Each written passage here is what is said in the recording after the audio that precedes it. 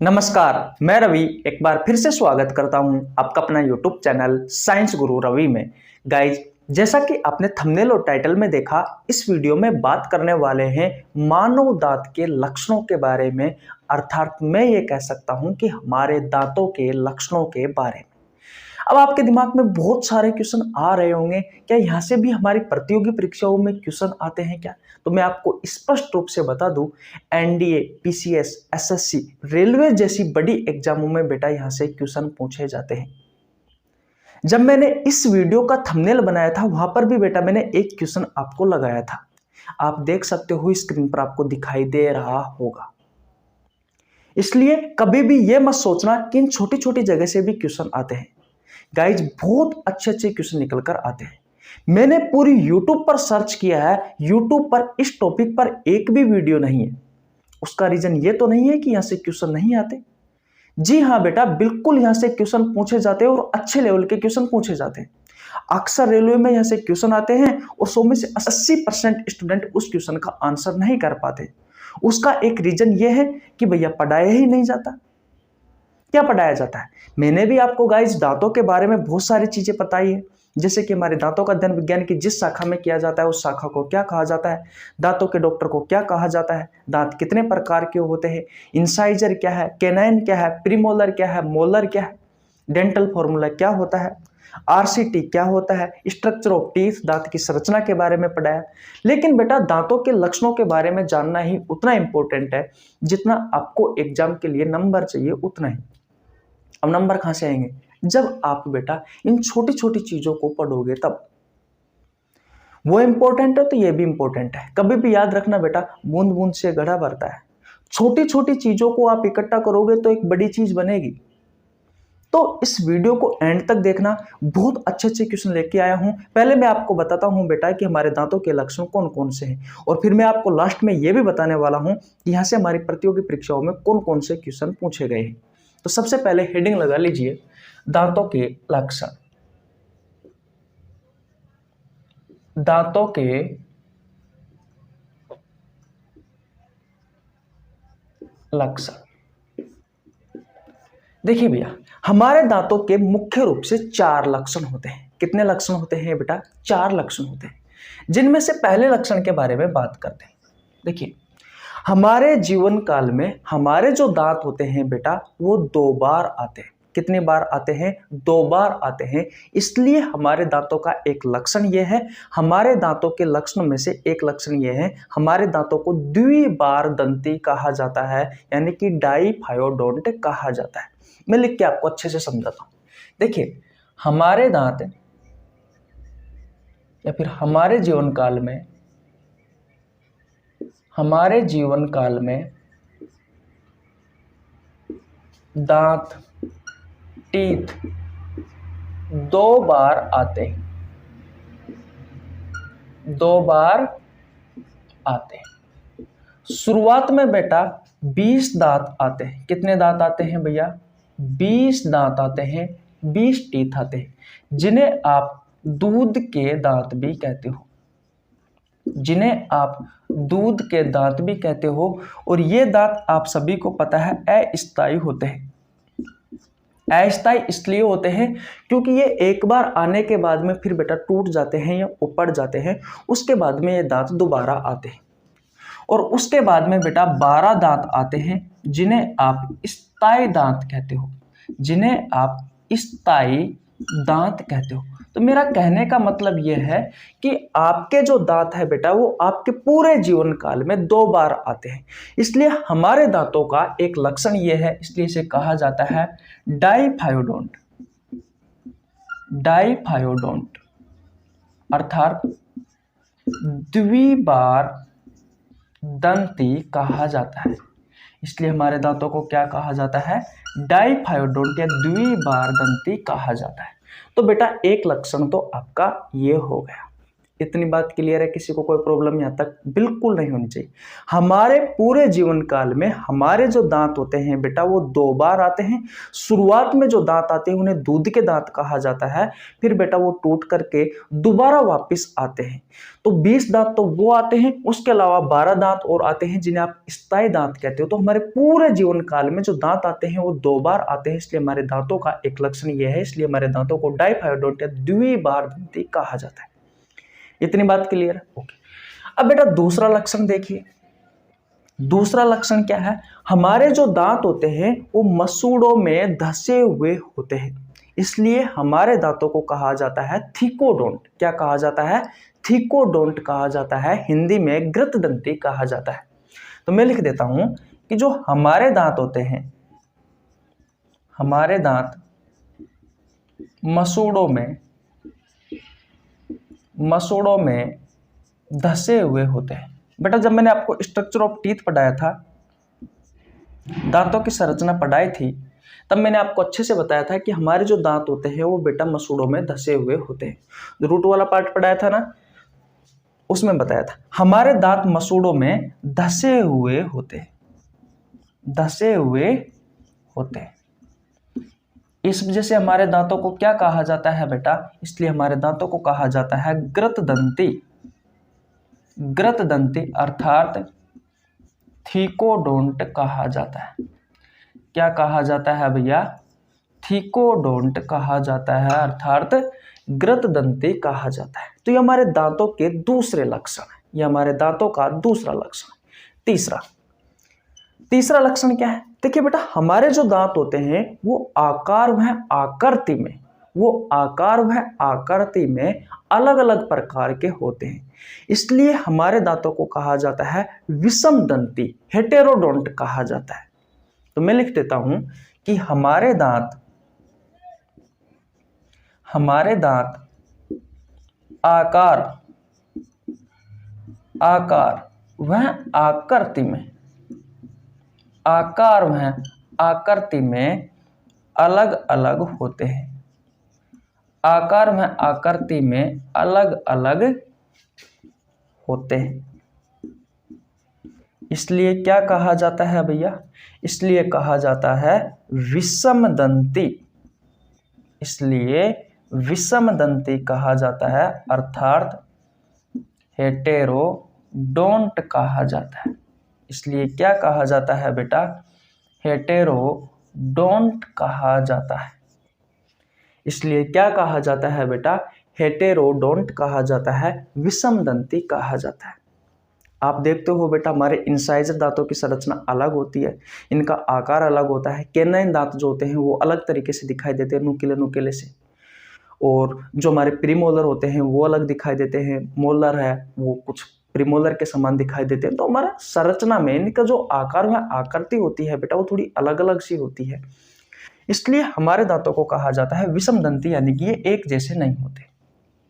लेकिन बेटा मैं आपको आगे बताने वाला हूं, जो सांप और जो छिपकली होते हैं उनके दांत बिल्कुल एक जैसे होते हैं, इसलिए उन्हें होमोडोंट कहा जाता है। तो उसके बारे में भी अभी बात करेंगे।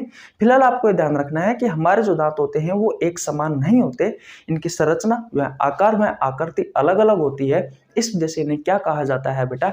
इस वजह से इन्हें विषम दंती या फिर हेटेरोडोंट कहा जाता है। इतनी बात क्लियर है? नंबर 4 पर बेटा हमारे जो दांत होते हैं वो नुकीले होते हैं। हमारे दांत कैसे होते हैं बेटा? नुकीले होते हैं, इसलिए हमारे दांतों को कहा जाता है कर्तकी। क्या कहा जाता है? कर्तकी, या फिर इंग्लिश में कहा जाता है ब्यूनोडोंट। लिख लीजिए कि जो हमारे दांत होते हैं, हमारे दांत नुकीले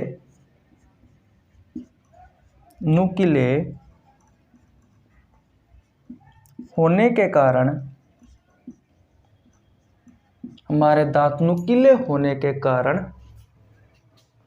हमारे दांत नुकीले होने के कारण इन्हें क्या कहा जाता है? इन्हें कहा जाता है भैया कर्तकी।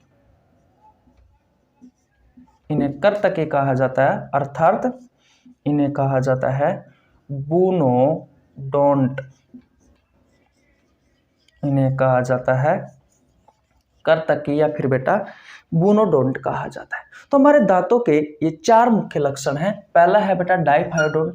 हमारे जीवन काल में हमारे दांत 2 बार आते हैं, इसलिए हमारे दांतों को कहा जाता है डाइफायोडोंट या फिर द्विबार दंती। दूसरा होता है ग्रत दंती। हमारे दांत मसूड़ों में धसे हुए होने के कारण हमारे दांतों को थीकोडोंट या ग्रत दंती कहा जाता है। तीसरे होते हैं बेटा विषम दंती अर्थात हेटेरोडोंट। हमारे जो दांत होते हैं उनकी संरचना, आकार व आकृति अलग अलग प्रकार की होती है, इस वजह से हमारे दांतों का एक लक्षण ये भी है हेटेरोडोंट। और चौथा होता है बेटा नुकीले दांत यानी कि कर्तकी बोनोडोंट। हमारे जो दांत होते हैं वो बेटा नुकीले होते हैं, इस कारण हमारे दांतों को कर्तकी या फिर बोनोडोंट कहा जाता है। ये 4 लक्षण है बेटा। अब क्वेश्चन किस तरीके से आएंगे उस पर भी चर्चा करेंगे, लेकिन पहले मैं आपको बता दूं, जो सांप होते हैं या फिर बेटा जो मच्छर होते हैं, इनके जो दांत होते हैं वो बिल्कुल समान होते हैं। जितने भी इनमें दांत पाए जाते हैं वो बिल्कुल समान पाए जाते हैं। इसलिए दोस्तों ये सांप और जो मच्छर होते हैं इनके दांतों का जो लक्षण है वो है होमोडोंट। वो क्या है बेटा? वो होमोडोंट है। वो क्या है? वो होमोडोंट है। इतनी बात समझ में आ गई? यहाँ तक किसी को परेशानी बिल्कुल नहीं होनी चाहिए। हम हमारे दांतों के लक्षणों के बारे में पढ़ रहे हैं, मानव दांत के लक्षणों के बारे में पढ़ रहे हैं। हमारे दांतों के 4 मुख्य लक्षण हैं। नंबर 1 है डाइफायोडोंट द्विबार दंती। हमारे दांत हमारे जीवन काल में 2 बार आते हैं, इसलिए हम हमारे दांतों को डाइफायोडोंट या द्विबार दंती कहते हैं। अगला है बेटा ग्रत दंती या थीकोडोंट। हमारे जो दांत होते हैं वो हमारे मसूड़ों में धसे हुए होते हैं, जिसके कारण हमारे दांतों को हम ग्रत दंती या फिर थीकोडोंट कहते हैं। नंबर 3 पर आता है विषम दंती यानी कि हेटेरोडोंट। हमारे दांत संरचना में, आकार व आकृति में अलग अलग होते हैं, इसलिए हम हमारे दांतों को कहते हैं विषम दंती या हेटेरोडोंट। नंबर 4 पर आता है नुकीले होते हैं। हमारे दांत जो होते हैं वो नुकीले होते हैं, इसलिए हमारे दांतों को कहा जाता है कर्तकी या फिर बोनोडोंट। और जो सांप और जो मच्छर होते हैं इनके दांत बिल्कुल एक जैसे होते हैं, इसलिए उनके दांतों का एक लक्षण होता है बेटा होमोडोंट। ये क्वेश्चन आपसे रेलवे में पूछा गया है बेटा सांप के बारे में। हमारे बारे में भी पूछा जाता है, एसएससी पीसीएस वगैरह एग्जाम में बहुत अच्छे लेवल से पूछे जाते हैं। एक क्वेश्चन मैं आपको करा के बताता हूं बेटा कि किस तरीके से हमारे एग्जाम में क्वेश्चन पूछे जाते हैं, ताकि आपको ओवरऑल समझ में आ जाए कि बेटा यहां से भी आपकी एग्जाम में क्वेश्चन पूछे जाते हैं। अगर आपने स्क्रीनशॉट नहीं लिया तो स्क्रीनशॉट ले लीजिए बेटा। ले लिया? ओके, मैं मिटा देता हूं। अब बात करते हैं बेटा कि हमारे एग्जाम में किस तरीके से क्वेश्चन पूछे जाते हैं। गाइज अगर आपको वीडियो पसंद आ रही है तो भैया वीडियो को लाइक कर दीजिए, आपके छोटे भाई के लिए एक प्यारा सा कमेंट कर दीजिए, चैनल पर नया तो चैनल को सब्सक्राइब कर लेना, बेल आइकन को प्रेस कर लेना, जिससे आपके पास हमारे वीडियो का नोटिफिकेशन टाइम टू टाइम पहुंच सके। गाइज वीडियो में आगे बढ़ने से पहले मैं मेरे बारे में बता देता हूँ। मेरा नाम रवि है। मैं सभी प्रतियोगी परीक्षाओं के लिए बायोलॉजी पढ़ाता हूँ। जो कंटेंट आपको पेड कोर्स में उपलब्ध नहीं होता उससे अच्छा कंटेंट देने की कोशिश करता हूँ। आपको हमारे साथ जुड़ने के लिए 1 रुपये देने की आवश्यकता नहीं है, सिर्फ आपको हमारे चैनल को सब्सक्राइब करना है, बेल आइकन को प्रेस करना है, जिससे आपके पास हमारी वीडियो का नोटिफिकेशन टाइम टू टाइम पहुंच सके। गाइज मैंने बायोलॉजी के बहुत सारे चैप्टर करवा रखे हैं, बहुत सारे चैप्टरों के एमसीक्यू क्वेश्चन करवा रखे हैं। अगर आपने नहीं देखे हैं तो बेटा जाइए प्लेलिस्ट में जाकर चेकआउट कर सकते हैं। ठीक है, ओके। अब बात करते हैं बेटा कि भैया यहाँ से हमारे किस तरीके से क्वेश्चन पूछे जाते हैं। एक क्वेश्चन लेता हूं बेटा मैं कि इनमें से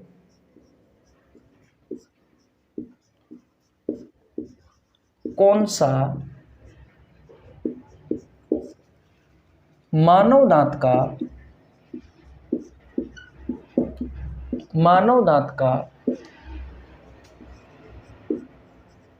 लक्षण नहीं है।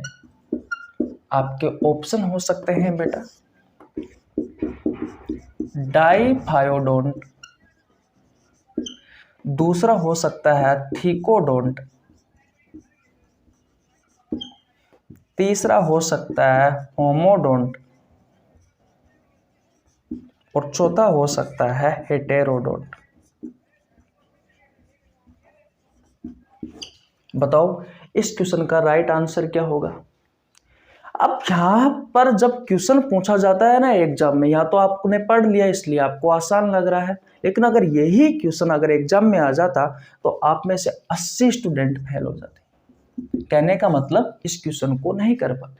क्यों? क्योंकि उन्हें पता ही नहीं है कि डाइफायोडोंट होता है क्या है, थीकोडोंट होता है क्या है, होमोडोंट क्या होता है, हेटेरोडोंट होता है क्या है।